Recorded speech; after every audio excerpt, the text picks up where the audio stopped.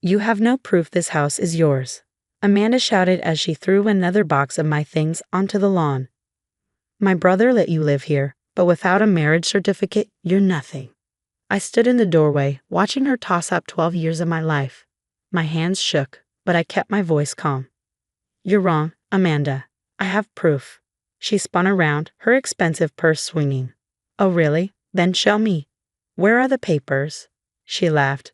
That's what I thought. Nothing. Just like your so-called marriage, nothing legal, nothing real. My name is Olivia, and 3 months ago, I thought my life was perfect. Then my husband, Marcus, disappeared with his pregnant girlfriend. He left only a text. No marriage registration means no divorce. You keep your job, I keep everything else.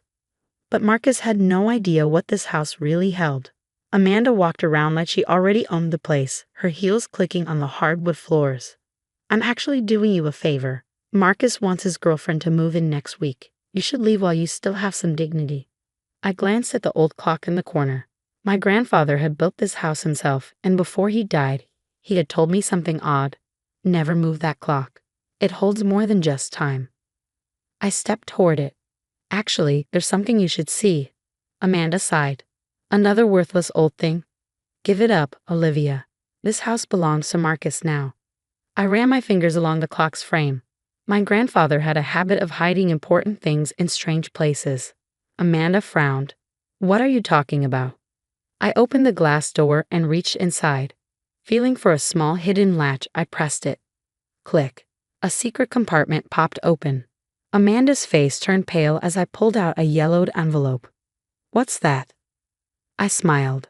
The original deed to the house, dated 1962. Along with my grandfather's will, he left everything to me, his only grandchild.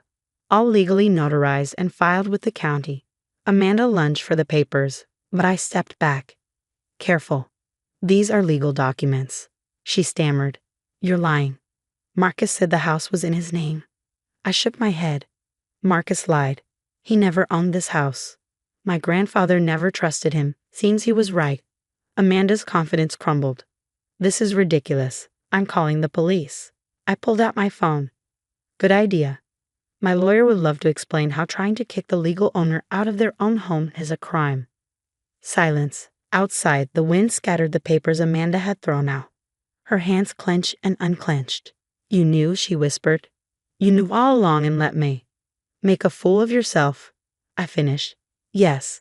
Consider it a lesson in humility. Now, why don't you start bringing my boxes back inside? Amanda's mouth opened and closed, but she had no comeback. Finally, she grabbed her purse. This isn't over. Actually, it is, I said, holding up the documents. And when you tell Marcus, remind him my grandfather's lawyer has copies of everything.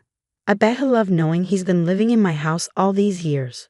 Amanda stormed off and sped away in her car. I turned to the clock, finally understanding my grandfather's wisdom.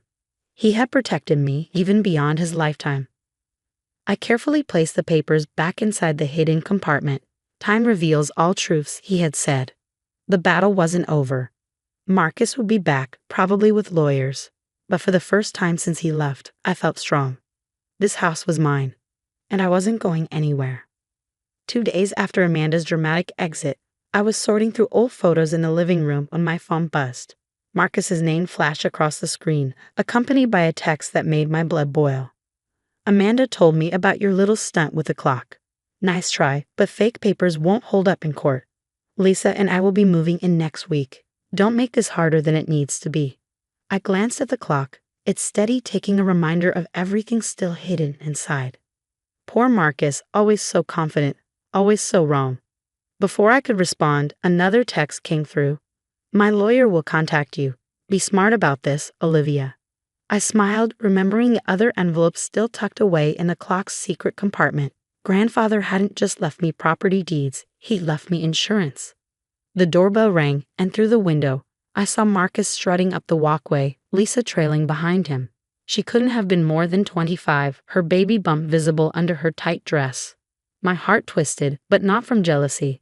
They had no idea what was coming. Olivia, Marcus said as I opened the door, trying to sound authoritative. We need to talk. I leaned against the doorframe, blocking their entry. About what? How you abandoned our 12-year relationship with a text message, or about how you sent your sister to do your dirty work? Lisa stepped forward, her hand protectively over her stomach. Look, we don't want any drama. Just accept that it's over and leave. That's right, Marcus added, pulling out some papers. My lawyer drew these up. Sign them, and we'll let you take your personal belongings. I took the papers, pretending to read them. Let me? That's interesting, considering this is my house. Marcus laughed, but I caught the nervous edge in it. Amanda mentioned you'd found some old papers. They're probably not even real. This house has been in my family's name for years. Has it? I walked to the clock, feeling their eyes follow me. Would you like to know what else my grandfather left in here besides the deed? More fake documents? Marcus scoffed, but he stepped closer, curiosity getting the better of him. I opened the clock's hidden compartment again, this time removing a different envelope. Actually, these are bank statements, from an account you opened 3 years ago. The color drained from Marcus's face. Lisa looked between us, confused. An account, I continued, where you've been transferring company funds. Money that isn't yours to take. My grandfather was a founding board member of that company, remember? He kept tabs on everything, even after retirement. You're bluffing, Marcus whispered, but his hands had started to shake. Am I? I pulled out the statements. Want to explain these transfers to your boss, or should I? I'm sure the board would be very interested in where their money's been going. Lisa stepped back, her expression changing. Marcus, what is she talking about? Nothing, he snapped. She's making things up. Oh, and Lisa, I added, pulling out another paper. You might want to ask him about his other girlfriend in Sacramento. The one he visits on his business trips. My grandfather had friends everywhere, including private investigators. The silence that followed was deafening. Lisa's face had gone from confused to horrified. Other girlfriend? Marcus? What? She's lying, Marcus shouted, but the panic in his voice gave him away. The proof is all here, I said calmly. Every transaction, every hotel receipt, every secret meeting. My grandfather knew you'd show your true colors eventually. He just wanted to make sure I was protected when you did. Lisa backed away toward the door, tears streaming down her face. You told me I was special, that Olivia was the only other woman you'd ever been with. Lisa, wait. Marcus called after her, but she was already running to her car. He turned back to me, fury and fear battling in his expression. You've ruined everything. No, Marcus, you did that all on your own. Now, about those papers you wanted me to sign. I ripped them in half, letting the pieces flutter to the floor. I think we're done here. Unless you'd like me to share these documents with the company board? Marcus stared at me for a long moment, defeat finally registering in his eyes. Without another word, he turned and stormed out, slamming the door behind him. I returned the documents to their hiding place in the clock, my hands trembling slightly. The ticking seemed louder now, like a heartbeat, strong and steady. My phone buzzed again. A text from Lisa. I'm so sorry, I had no idea about any of it. I didn't respond. Her awakening wasn't my responsibility. Instead, I sat in my grandfather's old armchair, looking at the clock that had protected me when I needed it most. Time reveals all truths, I whispered, remembering his words. The old clock had revealed more than just property rights. It had exposed the true nature of the man I'd almost spent my life with. The sun was setting outside, casting long shadows through the windows. Somewhere in a city, Marcus was probably scrambling to cover his tracks, and Lisa was facing her own harsh realities. But here, in this house that had always been mine, I was finally at peace. The clock kept ticking, steady and sure, guarding whatever other secrets my grandfather might have left behind. But those were stories for another day. A month after Marcus's dramatic exit, I sat at my kitchen table with a cup of coffee, watching the morning light filter through the windows. The house felt different now, lighter somehow, as if a heavy shadow had been lifted. My phone lit up with a message from my grandfather's old friend and lawyer, Tom Harrison. Just thought you'd want to know. Marcus resigned from the company yesterday. Seems he's taking a job out of state. Your grandfather would be proud of how you handled everything.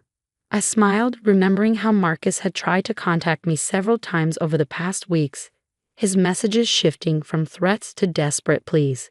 Each time, I'd simply send him photos of the banking documents until finally he understood there was no way out. The doorbell rang, interrupting my thoughts. To my surprise, Amanda stood on my porch, looking very different from the last time I'd seen her. Gone was the designer outfit and superior attitude.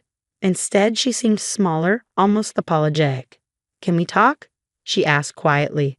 I considered closing the door, but something in her expression made me pause. 5 minutes. She followed me into the living room, her eyes immediately going to the clock. "I owe you an apology," she began, twisting her hands nervously. "I was horrible to you, and I believed everything Marcus told me without question." "Yes, you were, and yes, you did," I agreed, watching her carefully. "I didn't know," she continued, "about the money he was stealing, or about his other girlfriends. When Lisa told me everything." She trailed off, shaking her head. I felt so stupid. The clock ticked steadily in the background as I considered her words. "Your brother made fools of a lot of people," I said finally. "But you chose to be cruel. That was your decision." "I know," she whispered, "and I'm truly sorry. I always thought you weren't good enough for our family. Now I realize we weren't good enough for you." I let her words hang in the air for a moment, remembering all the small cruelties, the dismissive comments, the ways she tried to make me feel less than. But I also remembered my grandfather's words about forgiveness being a choice we make for ourselves, not others. "Thank you for the apology," I said finally. "I appreciate you coming here to say it in person." Amanda nodded, then reached into her bag. "I found these while helping Marcus pack," she said, pulling out a stack of old photos. "They're of you and your grandfather from when you were little. I thought you might want them." My heart caught as I looked at the familiar images, my grandfather and me working on the house together, planting the garden, him teaching me about the clock. In every photo, his eyes held that special twinkle, as if he knew something the rest of the world didn't. "He was an amazing man," Amanda said softly. "I wish I'd taken the time to know him better." As she left, I placed the photos on the mantel beside the clock. Its steady ticking had become a comfort now, a reminder that time indeed reveals all truths, but it also heals all wounds. Later that evening, as I sat in my grandfather's old chair, I opened the clock one last time.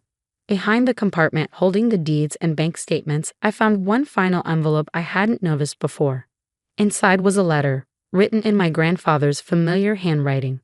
"My dearest Olivia, if you're reading this, it means you've discovered what the clock holds and you've needed its protection. I'm sorry you had to face such difficulties, but I'm proud of the strength I know you've shown.